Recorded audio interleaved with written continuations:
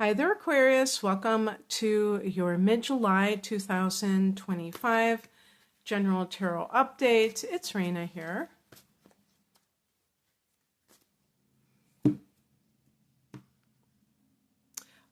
Just to let you know, I do have a second channel with tarot. If you like the tarot and you like love readings, I'm going to be featuring those there. And I don't think I have all signs up, and I hope I have Aquarius. I probably shouldn't mention it unless I do, but I've been doing relationship readings recently over there. It's called Tarot Alchemy by Raina Moon. So you can check that out if you're interested.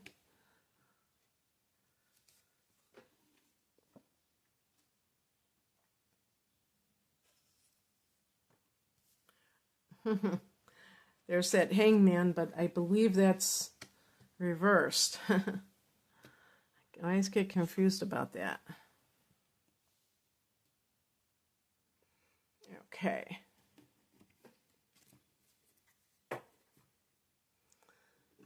I for some reason, I don't like to end on the Seven of Wands. I don't know.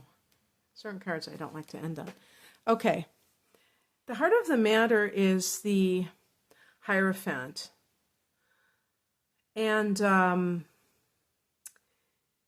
this is a card that I associate, like, for instance, it's supposed to be, obviously this is a clergy type of individual, so it does have a connection to the church, but it's connected to the sign of Taurus. Actually, so is the Knight of Pentacles. So the word that came into my mind is matrix thinking, because the Hierophant to me would correspond to organized religion, because it's also connected to conformity and it's connected to tradition.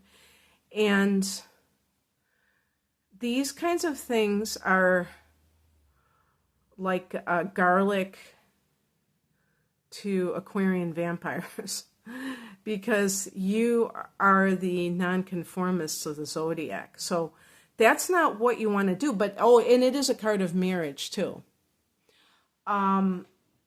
So to me, and this is, I mean, we are supposed to interpret the tarot in our own way based on, the broad keywords or whatever you want to talk about.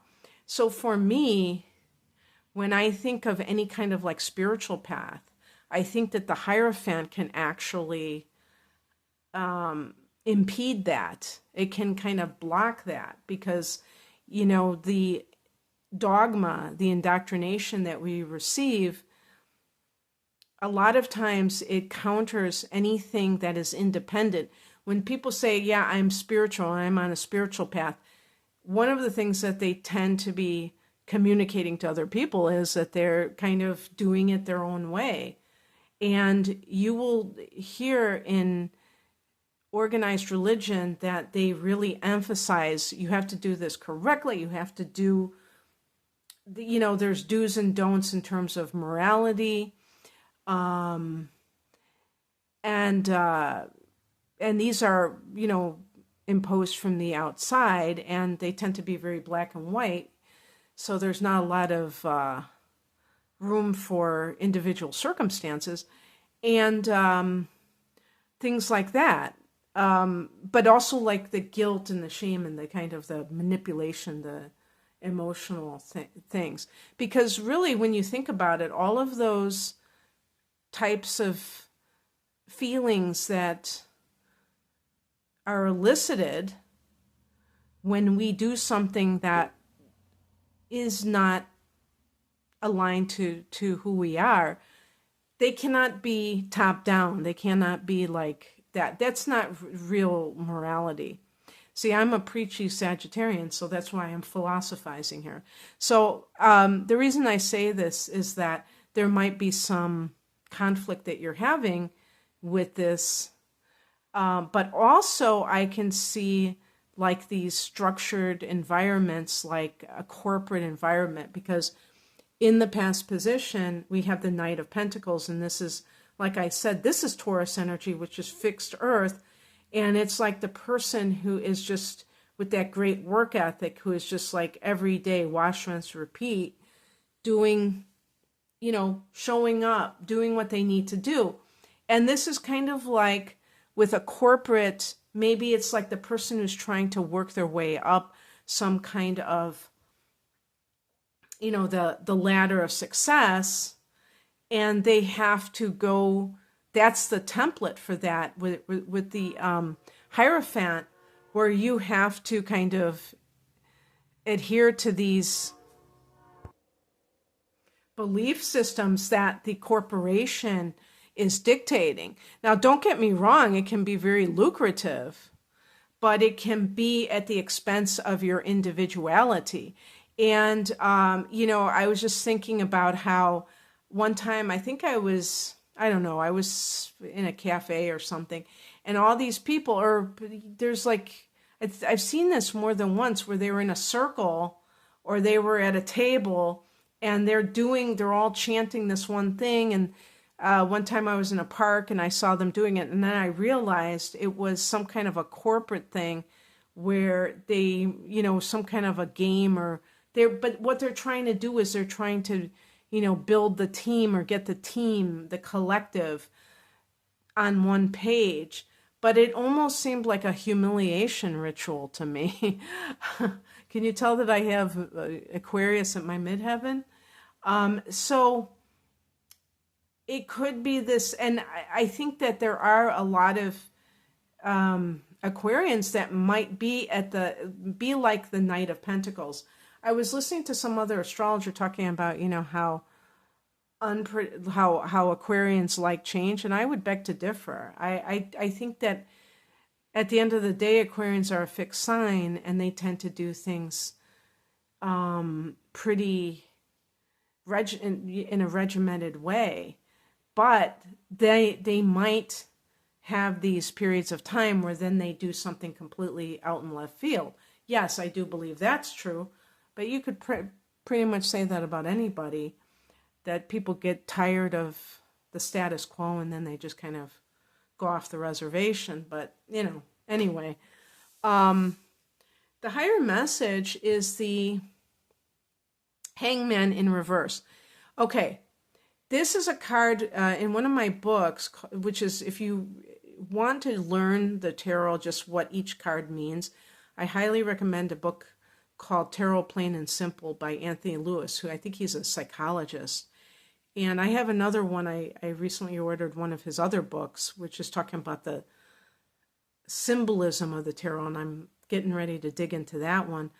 But I think it was his book that called this card, when it's reversed, useless sacrifice. Because in its upright position, the Hangman can be that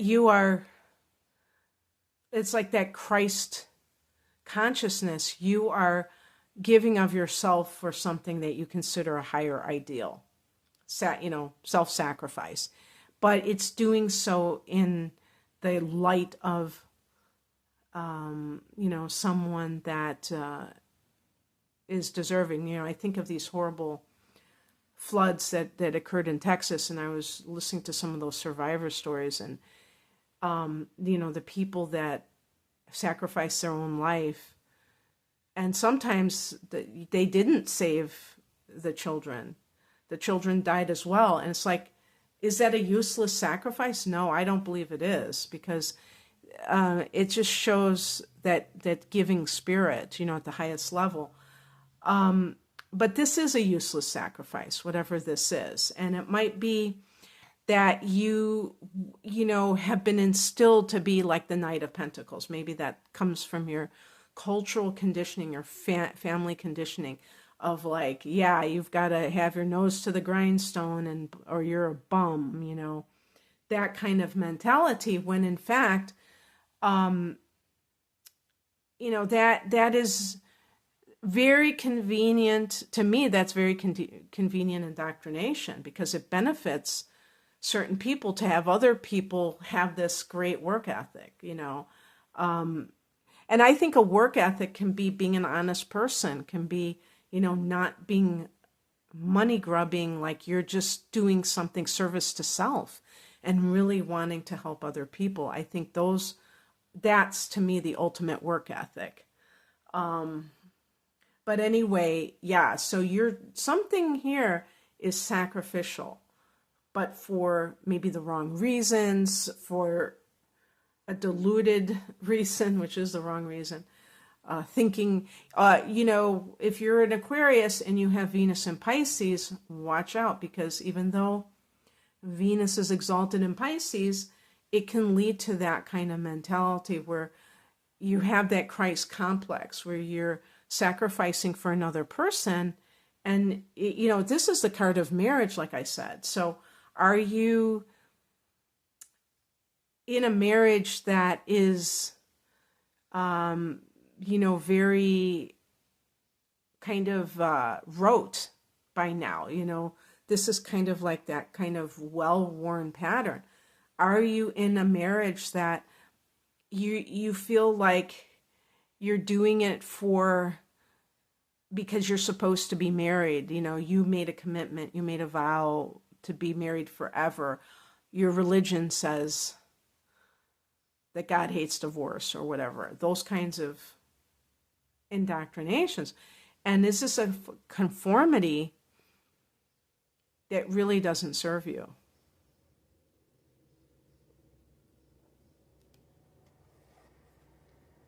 And by the way, in terms of the higher message, it can also be on the spiritual level where somebody thinks that they're doing something holy, and that's what I talk about with the indoctrination of religion, is this idea that you're actually doing something to glorify God by staying in a marriage that you don't feel is growth oriented. You feel like you're in this rut, and therefore, you're going to not be invested. You're not going to be emotionally invested in that relationship. And when we grow, it's like when your plant grows, it's just like one shoot of the leaf begets another. And, at some point, a plant outgrows its pot and it needs a bigger pot. So sometimes it happens in relationships, and then you free that other person to find somebody that's more aligned with them. I mean, it's actually, if you want to talk about sacrifice, you will probably feel discomfort. Even if you're feeling discomfort in the relationship, you'd probably feel discomfort to get divorced, but you might look at it as helping that other person. What crosses you is the Four of Pentacles. This is a card of financial security in the upright position. I'm reading it as a challenge card. And sometimes even in the upright position, this can be that a person is excessively concerned about it. So just because somebody's concerned about financial security doesn't mean they have that threat. They might have a lot of money in the bank, but they just are like that. They're just neurotic about money. I mean, hey, it happens. So that can be used as an excuse. Oh, I can't quit this job. I need the money. Even though you may have plenty of money and you could get another job, you have skills that you could, start your own business, but you just are addicted to the money. This can be a card of greed. So, and greed doesn't necessarily, I don't think of the average Aquarius person as greedy, in that sense. I'm talking about excessive preoccupation with financial security.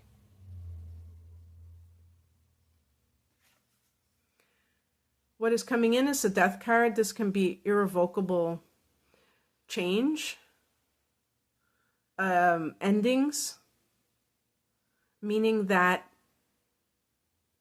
this is really done.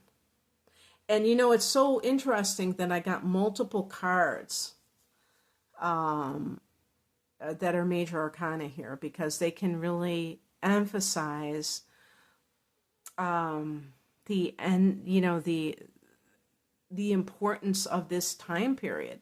But I don't, you know, because I am a Sagittarius and I tend to get grandiose with things, I don't assume that this is just for the mid-month period. This could be a story that plays out into August. You're going to have a full moon in your sign in August. I have put up the horoscopes for August for Aquarius, so check that out on my channel if you're interested. But even in July, there's going to be a new moon, an early degree new moon in Leo. That will fall in your 7th house. I mean, ostensibly, in reality, it might be in your 6th house, and this might be a new like job or something like that. But even with something new coming in, it means that something old has to go. So because Aquarius is a fixed sign, you may cling to things, hold on to things longer than they're useful. So you have to be able to accept that change is part of life, it's part of growth. The outcome is the 7 of Wands, so this is really about standing your ground. You might get pushback if you are the person, if you embrace change, if you're the person that, this is a card of transformation, and you may be like, you know what, I need to break free from something. I need to break free from my religion. I need to break free because I'm like this healer. I want to do Reiki, and my church thinks that it's satanic, or you want to be an astrologer. You know, Aquarius is associated with astrology. Whatever it is, you might be realizing that that things are shifting, and you take the initiative. And of course, some people may push back because you're being self-determining, and you have to be okay with that. You have to be able to withstand somebody else's criticism or displeasure. I picked a clarification card, and I got the Ace of Swords. Your swords. So this is new beginnings, aces. But it's that sword of truth that cuts through the illusion. And that's what really makes a person being able to go forward, because they have that clear vision of what it is that they want in their life.